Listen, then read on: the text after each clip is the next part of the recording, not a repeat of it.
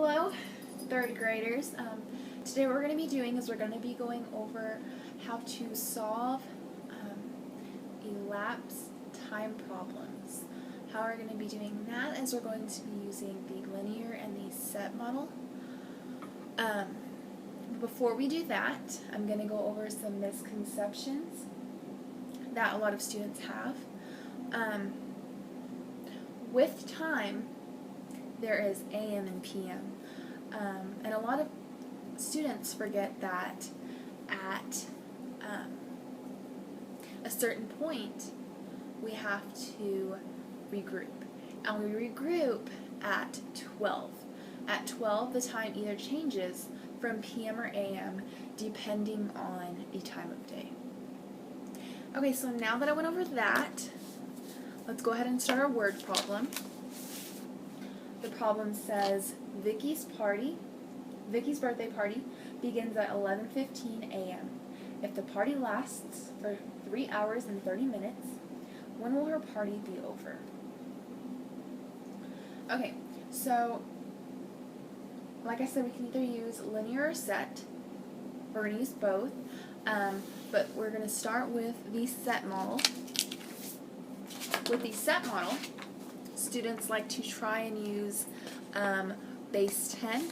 However, we use base 60 whenever we do time because we regroup every 60 minutes to make 1 hour. Okay, so let's go ahead and start our problem. Our party begins at 11:15, or Vicky's party begins at 11:15. So we're going to write 11 under the hour mark, and then we're going to write 15 under the minute mark, and then we're going to write AM because that's when the party started. And under time tracker, we're going to write start because that is our start time. Okay? Now, since I feel like we understand it better going or using 15 and 30 minutes, let's go ahead and just add 15 minutes, okay? So if we add 15 minutes, the time changes to 11:30 a.m. Okay? And then let's do 30 minutes now. I feel like 30 minutes seems reasonable. The time has changed now from 11:30 to 12 o'clock. And remember I said the time changes at noon, so it changes from AM to PM. Okay? Because our start time was AM, now it's going to be PM. Alright, so from here on out it's going to be PM. Let's go ahead and do another 30 minutes. And the time will be 12:30 p.m. So far, an hour and 15 minutes has passed. Let's do 30 more minutes. That's 1 o'clock p.m. We'll do 30 more. It's 1:30 p.m.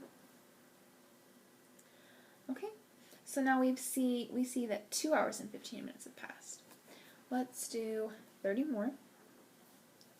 So that's 2 o'clock p.m. Then we'll do 30 more minutes, which would be 2:30 p.m. Okay, and it says the party lasts for 3 hours and 30 minutes. So we have to add 15 more minutes, and we end up getting 2:45 p.m. So her party ends at 2:45 p.m. Okay, now I'm going to show you guys how to use that with the linear model. Okay, with the linear model, we use a timeline, and it looks just like a number line, only we have time increments instead of number measurements. Okay, so our time begins at 11:15. So let's put a dot at 11:15 because that's our start time. And just like before, we're going to do 15 minutes. Okay, so let's just do 15 minutes. Okay, then let's do 30. Okay, then we'll do 30 more. And do it again. One more time. So far 2 hours and 15 minutes have passed. Okay, well, let's do 30 more minutes. Okay, and we'll do it one more time. So we see 3 hours and 15 minutes have passed. So we only need 15 more minutes in order to get 3 hours and 30 minutes. So let's do that. Okay, so now you guys can see we did 1 hour, 2 hours, 3 hours, and 30 minutes.